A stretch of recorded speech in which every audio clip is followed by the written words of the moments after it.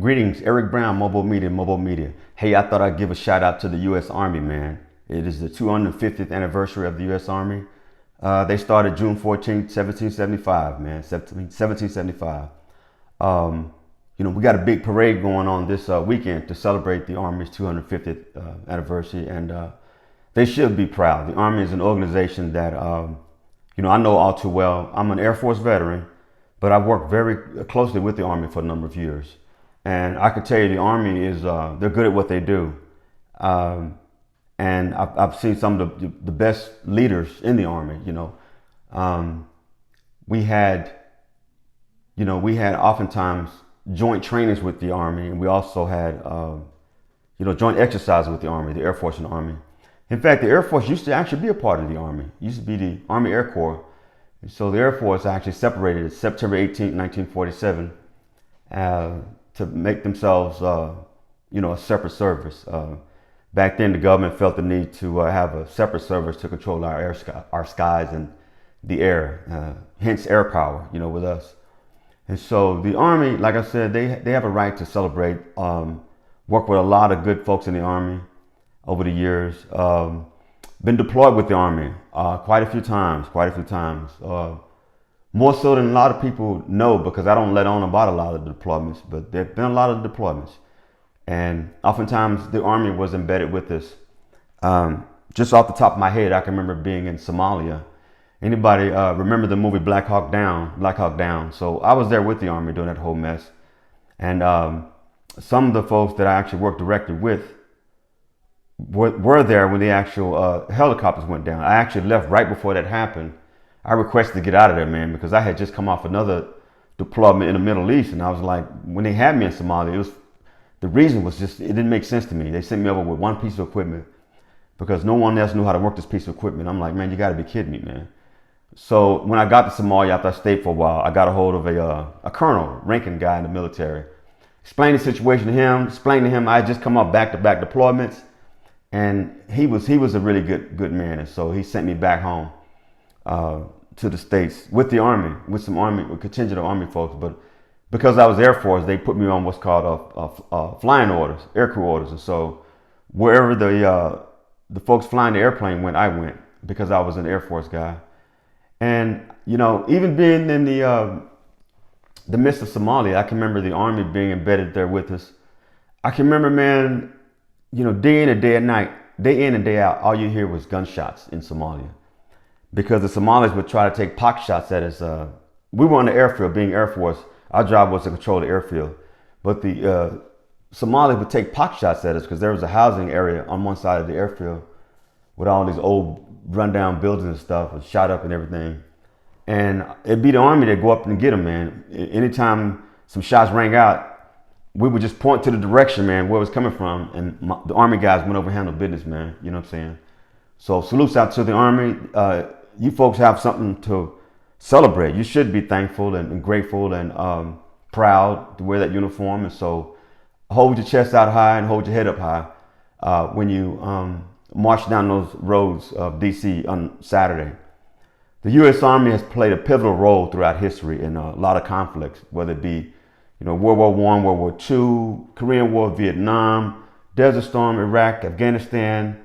The Army has been embedded in places you will not think. In fact, a lot of folks don't realize, even as we speak right now, there are Army folks out there right now taking care of business somewhere, and it's not a whole contingent of it. It's a small group of very highly trained professionals that have unique missions. And while we're here eating, nice little meals and, all this other good stuff, we have folks embedded in horrible places protecting us as Americans. And I salute the Army, man, for what y'all do, because I see y'all. I've worked with y'all, and I understand the sacrifices all of y'all make.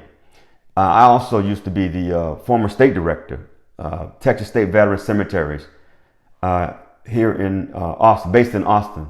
But I was the state director over 4 veteran cemeteries in Killeen, Corpus Christi, Mission, Texas, and in Abilene. Our biggest and proudest cemetery was a cemetery that sits right outside the former Fort Hood military base. I know it's called Fort Cavazos now. It's just, Fort Hood, man, is just so that name just rings so true, and it brings up a lot of memories for me because we had to travel to Fort Hood when I was Air Force to go down and conduct training with them. But there is a large cemetery right outside Fort Hood, and I tell you, when I was asked to take over that role for the state over the 4 cemeteries as the actual ultimate head, there were reservations. I was hesitating because I'm not a death care industry type guy, but I think what they saw in me was not death care industry. They saw in me a guy with a lot of professional military protocol, and they thought they would fit well, and leadership qualities. Don't get me wrong, but they thought those unique skills would bode well with me being over that entire program. And so I tell you a story. The first time when I did take over, my first visit to the cemetery was at the cemetery outside of the former Killeen cemetery, Fort Cavazos. So as I made my way through that cemetery gate, remember it's the first time stepping foot on these cemetery grounds after I had taken over.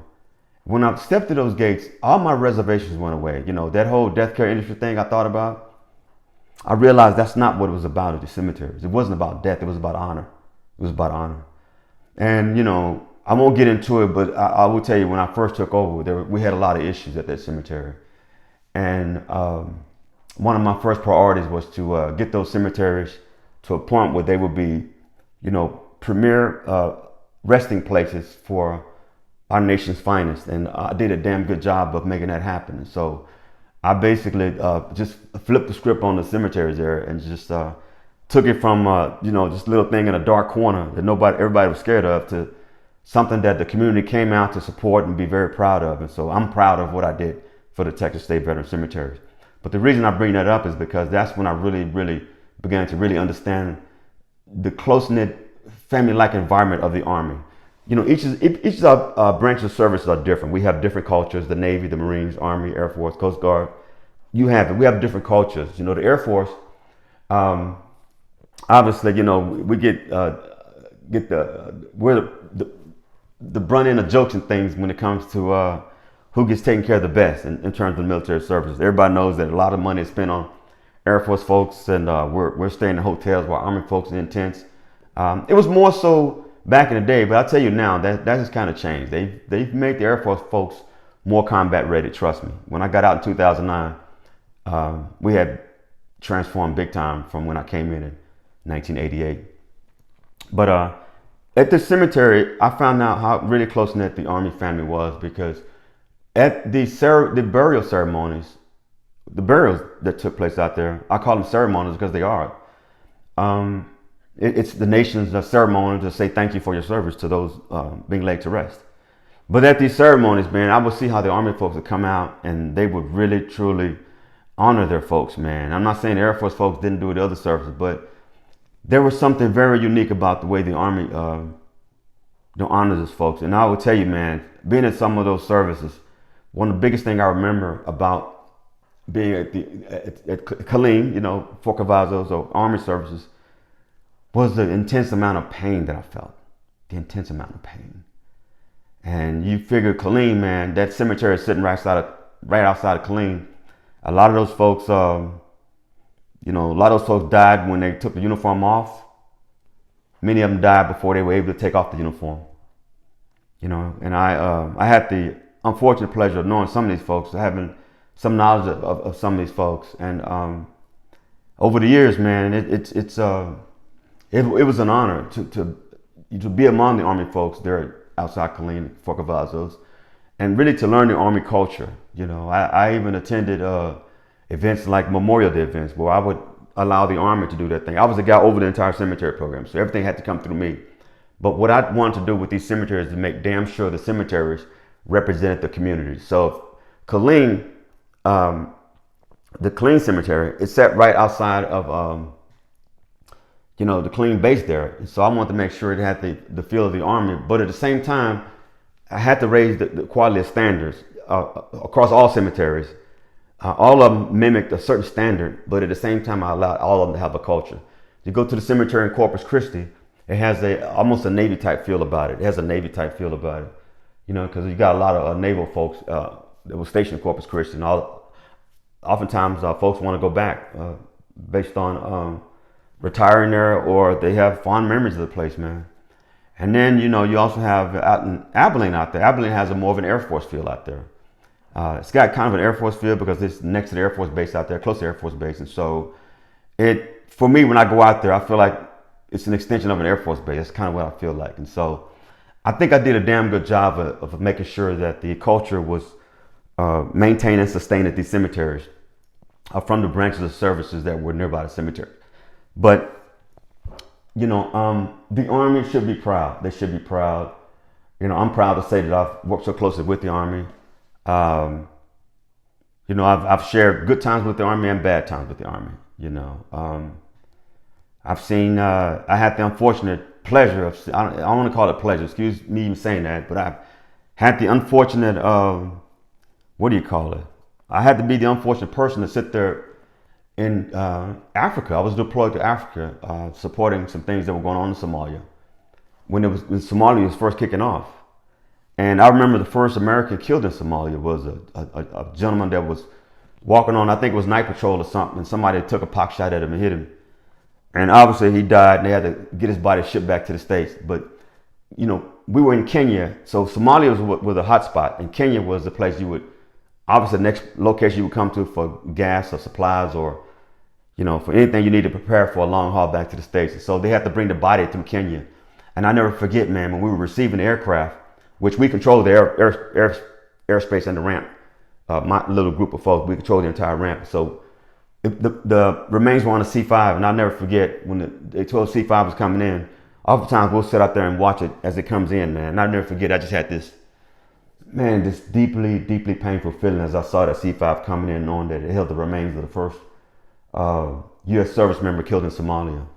So I had the unfortunate experience of seeing that and feeling that, but and it wasn't Army personnel. So Army has made a lot of sacrifices over the years. The Army has made a lot of sacrifices over the years.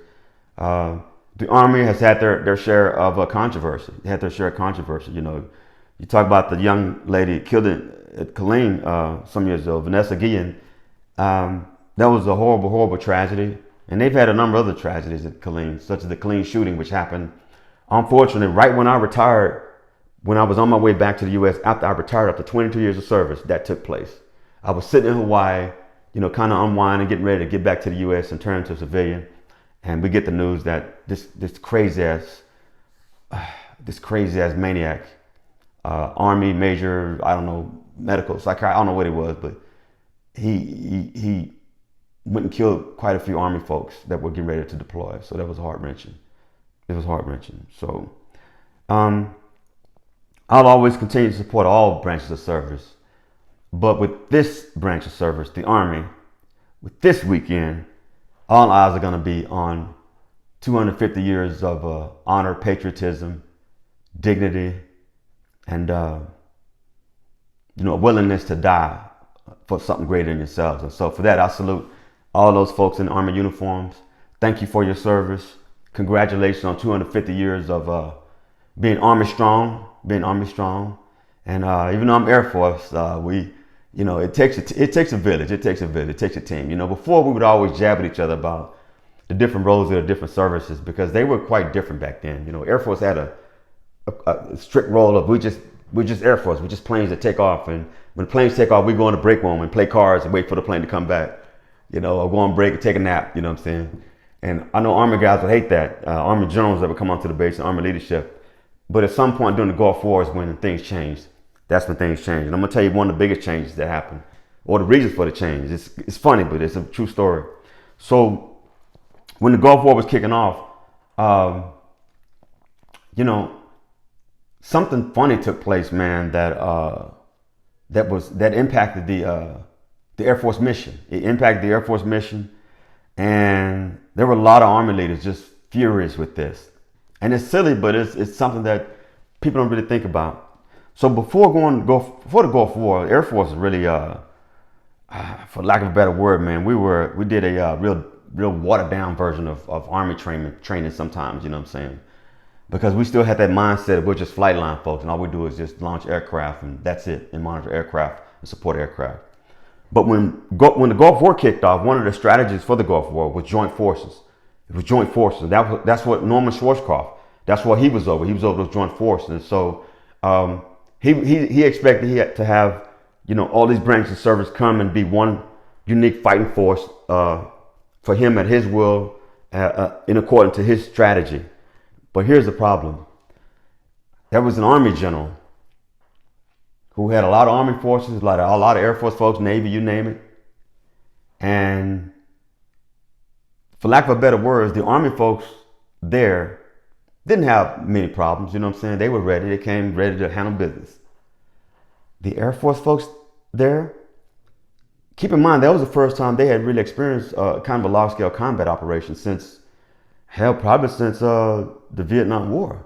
So it hadn't really happened. You know what I'm saying? The Army had been doing, they've been doing all this different type of stuff. The Air Force hadn't really had any really grungy, boots on the ground type of stuff going on like that.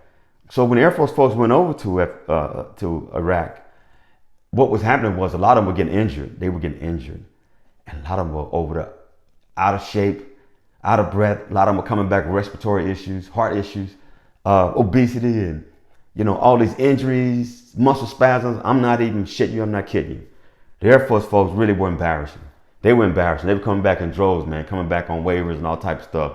So the Army leadership was furious. And so that really caused a shockwave and a change into the Air Force culture. And we began to be more combatant. Even our uniforms started to change. Because before, the Air Force really didn't even wear like really battle type fatigues. We had like these little watered down, pretty little fatigues, you know what I'm saying? But now we wear some of the same type uniform as the Army personnel and the Marines, you know what I'm saying? That should be.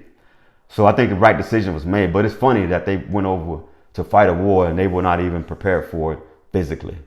And it changed everything in the Air Force. It was so embarrassing to the Air Force that Air Force leadership incorporated strict fitness standards. And a lot of folks lost their jobs. A lot of folks got kicked out, as they should, because folks either were not maintaining their physical health, they couldn't maintain their physical health, or they did not want to maintain their physical health. And so leaders had to make decisions. So we went through a horrible time in the Air Force. I remember that. Well, it was a horrible time, man, because there was a lot of changes, man. They didn't know how to test us more. They didn't know how to increase, awareness on focusing on physical stamina.